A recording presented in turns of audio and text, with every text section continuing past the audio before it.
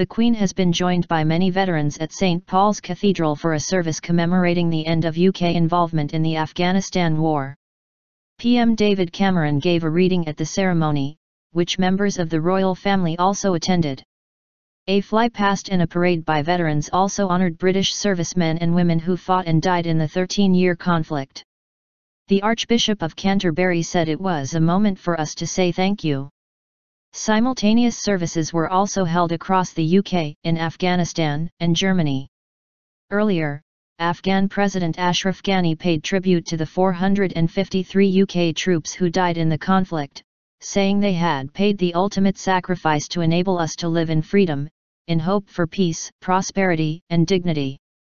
The Duke of Edinburgh, the Prince of Wales and Duchess of Cornwall, the Duke and Duchess of Cambridge and Prince Harry, who served 2 tours during the conflict, were also at the ceremony.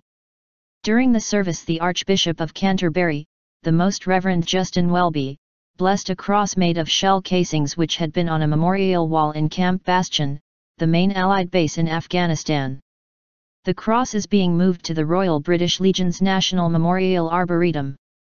The Dean of St. Paul's, the Very Reverend Dr. David Eisen, gave thanks for the commitment of service personnel, aid agencies, and support organizations in that country. He also commemorated with sorrow and regret those who were killed and asked for prayer for the Afghan nation, calling for remembrance of the danger which people in that great country continue to face today. The service was followed by a military parade through the City of London to a reception at Guildhall, and a flypast of aircraft used in the campaign. The aircraft included Chinook, Apache, and Sea King helicopters and Hercules and Tornado aircraft. Dave Hart, who served and was injured in Afghanistan, said, "I think today really is primarily, for me, about the comrades who didn't come home. And those who have come back with injuries, be they physical or mental, and also for their families. It does feel like a closing of a chapter really."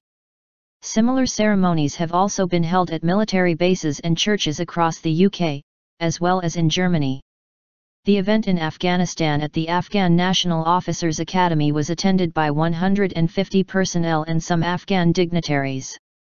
UK forces were part of a US-led coalition which invaded Afghanistan and toppled the ruling Taliban in 2001, following the 9/11 attacks in the US. At the peak of the 13-year campaign, the UK military had 9,500 troops and 137 bases in Helmand province. The UK ended its operations in October, while NATO finished its mission in December.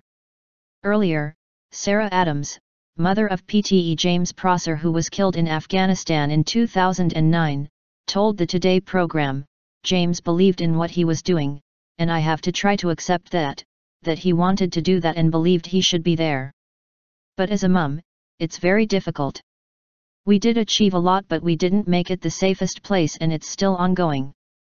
Afghan people are still losing their lives because of the Taliban." Former soldier Craig Gadd, now of Help for Heroes, lost his left leg after stepping on an improvised explosive device in Afghanistan. He said, "Things happen. I feel very lucky that I only lost one leg. Some of my colleagues have injuries far worse than mine. I've done some amazing things since that day." Lance Corporal James Ashworth was killed in Afghanistan in 2012 and posthumously awarded the Victoria Cross. His father Dwayne Ashworth said he believed the country was in a better position than it was before UK involvement.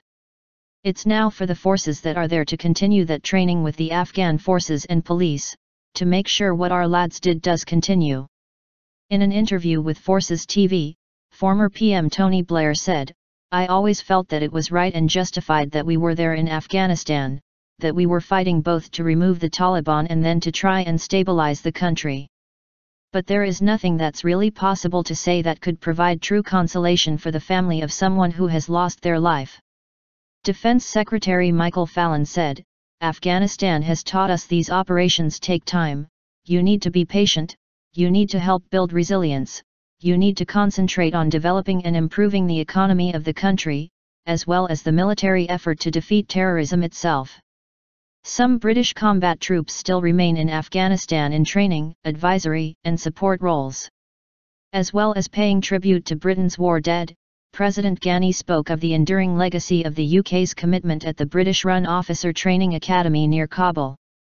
BBC Afghanistan correspondent David Loyne said President Ghani's words contrast strongly with complaints by his predecessor President Karzai, who said that the British presence had made things worse in Helmand.